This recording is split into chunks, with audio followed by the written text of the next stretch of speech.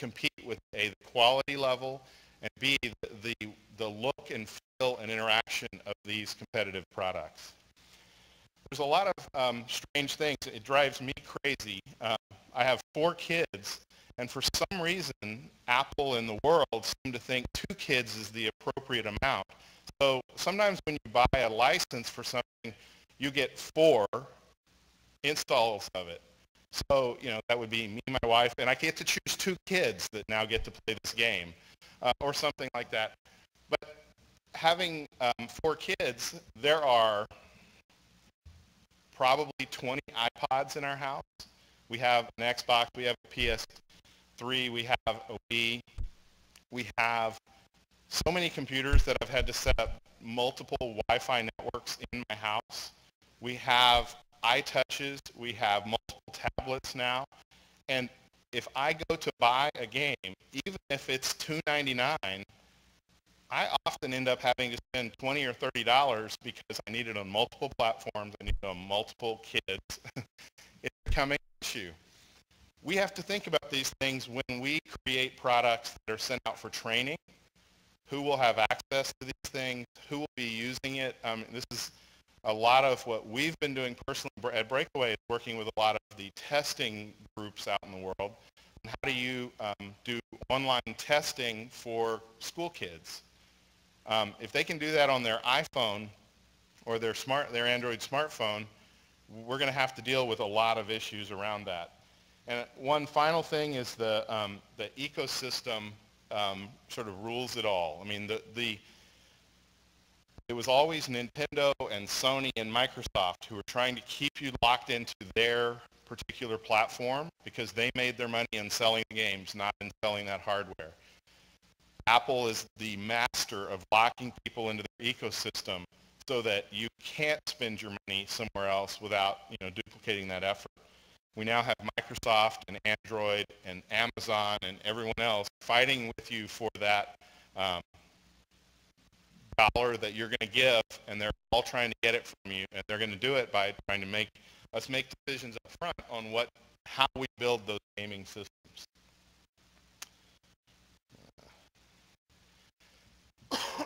So I'm going to wrap up some of this with a couple of things that are sort of, again, my pet peeves. Gesture control.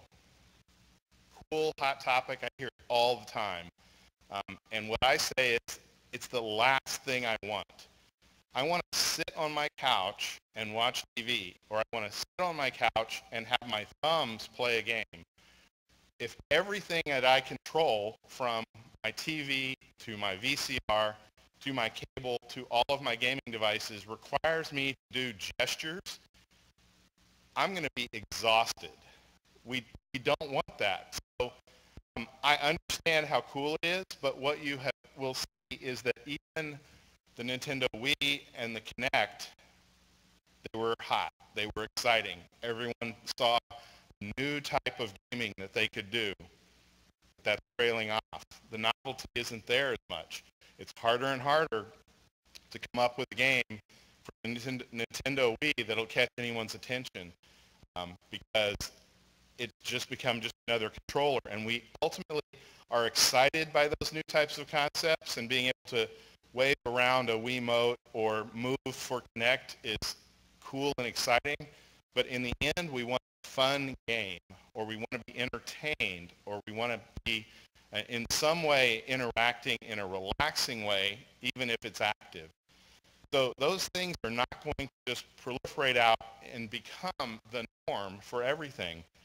I told the story to some people earlier today that we have our DVR TiVo, and my wife had a bunch of things queued up. She had her show saved, which was the season finale, and she wanted to wait till the kids went to bed to see the end of it, and she had another show going for them and all this. And I walked in and I sat down on the couch and accidentally sat on the remote, and I deleted her show so she missed the finale.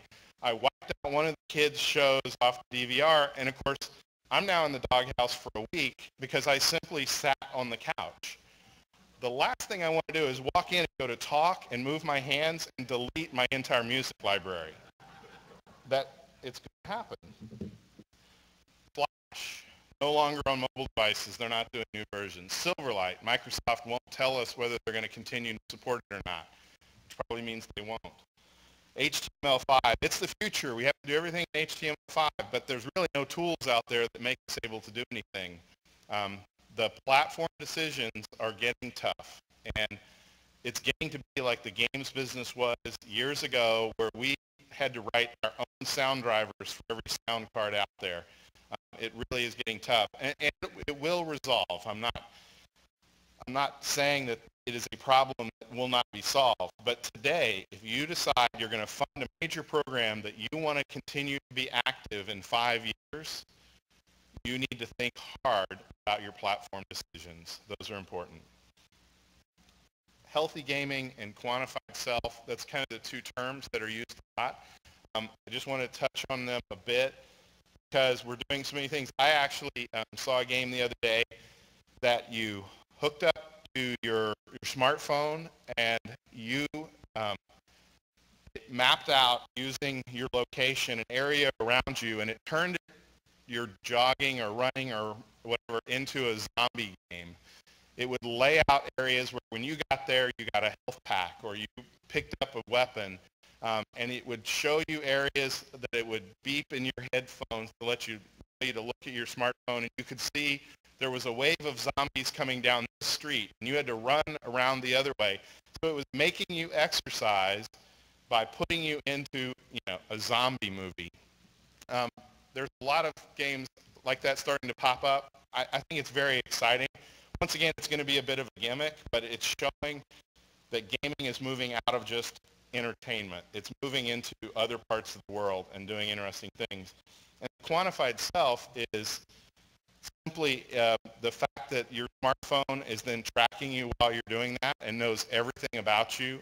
People are beginning to look at ways to use that data in positive ways or to reinforce things.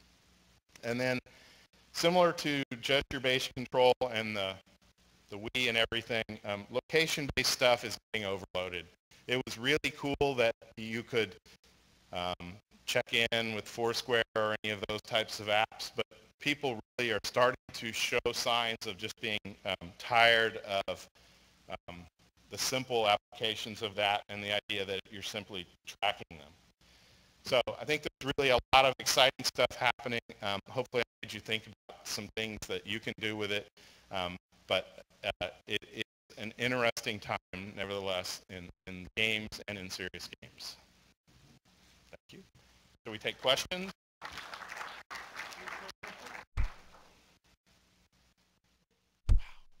Excellent. Thank you.